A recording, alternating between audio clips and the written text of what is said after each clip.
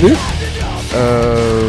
Je m'appelle Rémi, je fais partie de l'émission Metal Freaks de Collective Web Radio et je suis venu avec mon caméraman vous interviewer pour notre émission. Donc première question, pouvez-vous nous présenter le style du groupe ? Pour faire, on va dire court, un mélange de métal et de hardcore.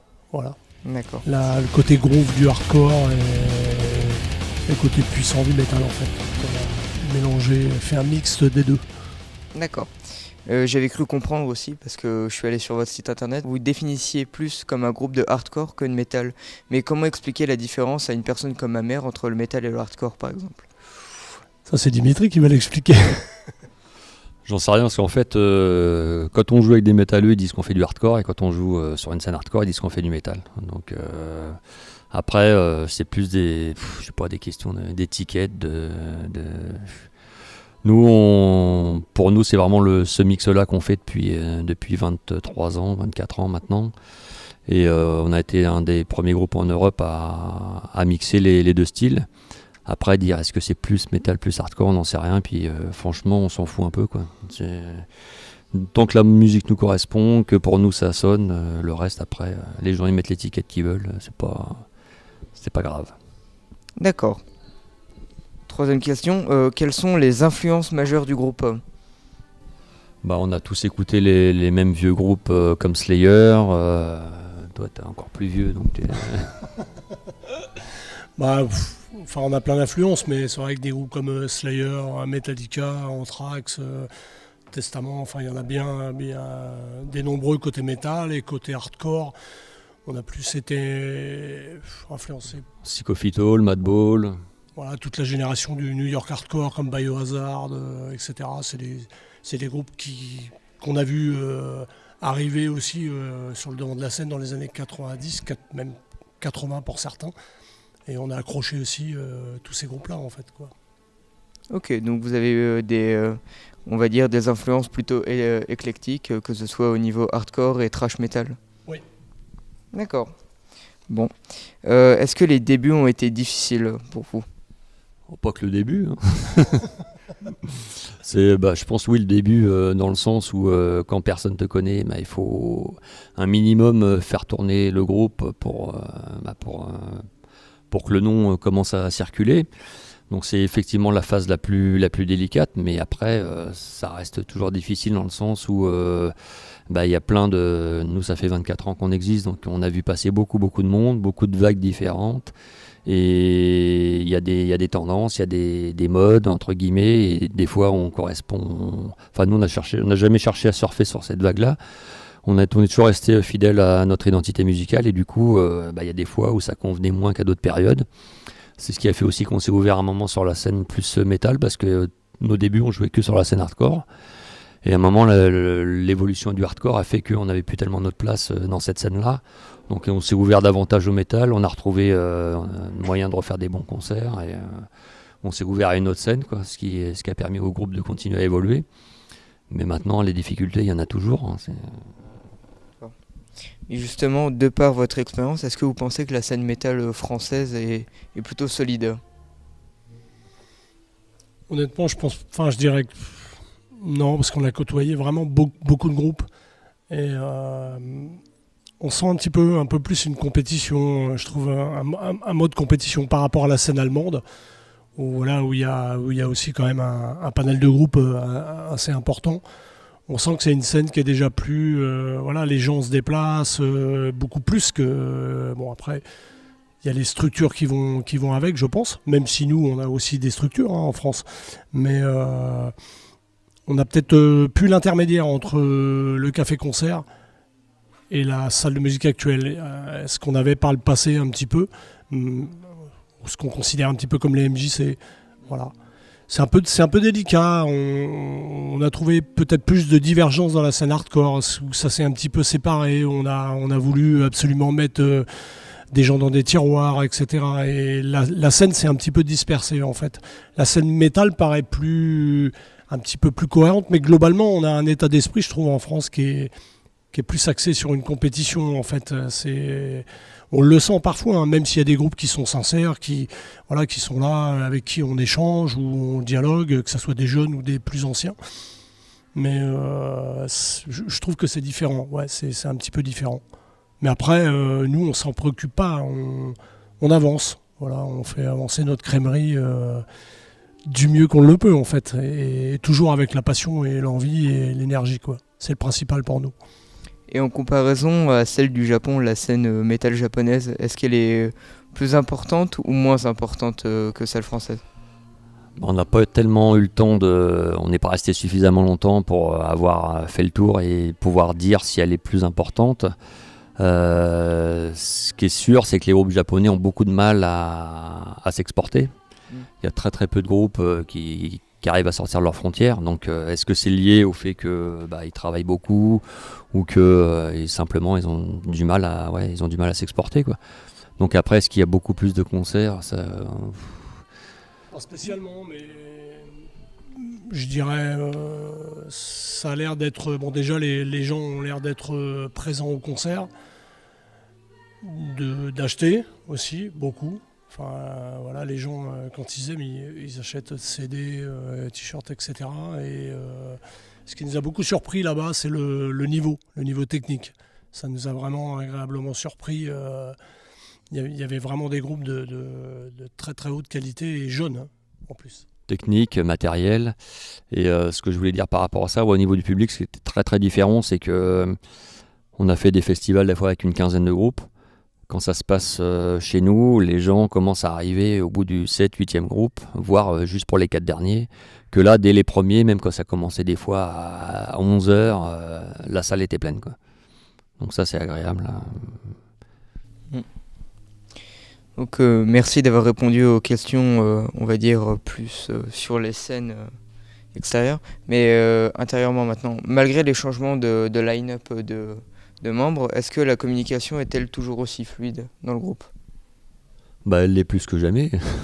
On a connu des périodes où au niveau communication, c'était beaucoup plus compliqué, ce qui a occasionné certains départs. Donc, mais là non, aujourd'hui on a un groupe qui vit bien. Bon, on a eu un départ dernièrement du batteur. Donc là c'est le premier concert ce soir avec notre batteur d'origine, qui n'a pas fait de batterie depuis 12 ans, on va voir ce que ça donne.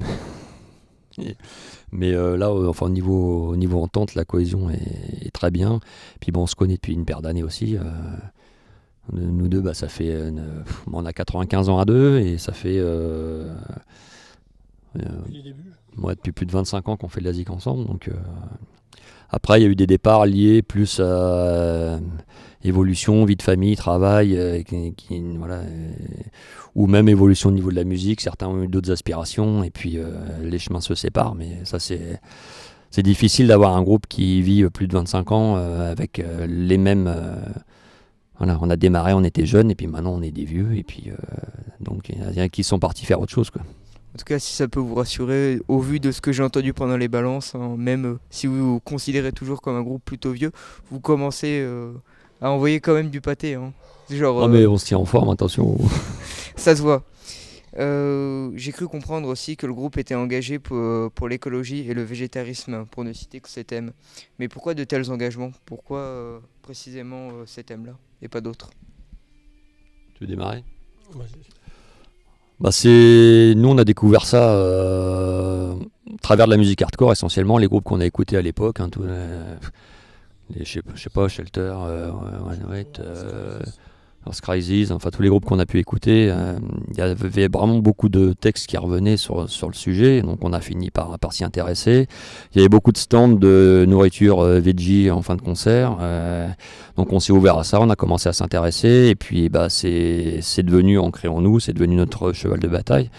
Et donc c'est des thèmes qu'on essaie toujours de varier. C'est moi qui écris les textes, donc je peux le dire. C'est toujours d'aborder le thème de la cause animale, par exemple, le voir avec un prisme différent. Donc ça peut être abordé soit sur la maltraitance pure, soit sur au travers des OGM, au travers toujours un axe différent. pour essayer de pas faire 50 fois le même morceau. Et avoir quand même ce fil conducteur au travers des albums, avoir toujours on va dire sur un album, 3 morceaux qui vont traiter de ces sujets-là, d'un côté qu'on n'a pas encore abordé, quoi. D'accord. Et le groupe soutient-il des associations comme Sea Shepherd ou Greenpeace qui luttent contre la cause animale? Sea Shepherd, on est très, très en accord. Oui, on a fait des partenariats pour chaque campagne d'album, que ce soit avec le droit des animaux, PETA pour l'album de 2007, et puis qu'est-ce qu'on a eu encore? On a été proche de One Voice, voilà, on a fait des concerts caritatifs pour la cause, où les dons ont été reversés à des associations de défense animale. On a fait beaucoup de tractages, pétitions à l'époque avec One Voice. On a beaucoup aussi travaillé avec PETA, comme j'ai dit, le droit des animaux, et vegan.fr aussi. Voilà. On essaye d'associer une association un petit peu pour chaque album. Voilà. Là, on envisage peut-être de travailler soit avec L214 pour le prochain album, ou 269 Live, qui sont les 2 associations les plus actives, on va dire. D'accord. Aussi, le groupe est un groupe normand. Oui. Et donc Collective Web Radio est une radio locale normande. Est-ce que le groupe est-il fier de ses origines? Bah oui, je crois qu'on l'a exporté un peu partout dans le monde. Donc,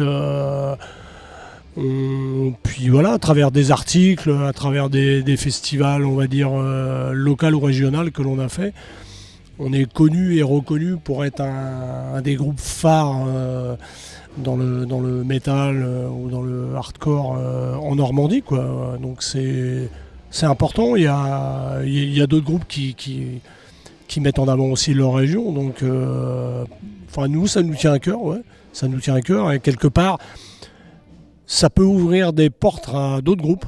Ça a permis à des jeunes aussi de se lancer à faire des groupes en nous écoutant, en nous suivant, quoi.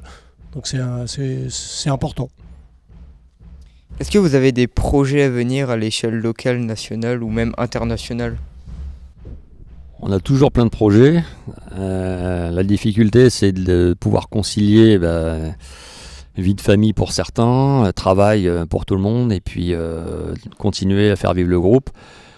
Les problèmes financiers aussi liés, inhérents à toute activité, qui demandent des fonds, qui dans certains pays, en l'occurrence le Mexique, sont pas spécialement rentables du fait du niveau de vie là-bas.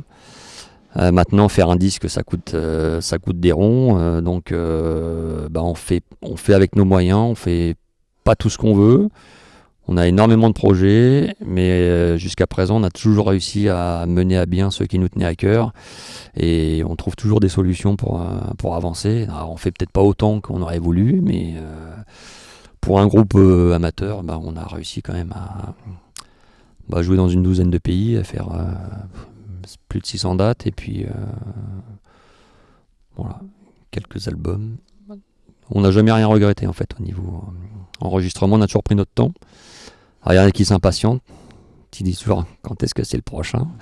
Et t'attendras qu'on soit prêt, parce que voilà, on fait pas ce qu'on veut. On préfère vraiment prendre notre temps à ce niveau-là. C'est une des priorités, quoi. Après, il faut savoir que là, pour cette année, on a refusé une tournée en Indonésie, on a refusé une tournée à Cuba, on a refusé une tournée aussi au Japon. Voilà, c'était pas au niveau soit logistique ou au niveau des périodes, c'était pas les bonnes périodes, ou par rapport au financement, à l'engagement que ça demandait, quoi. Mais l'important, c'est d'être toujours demandé.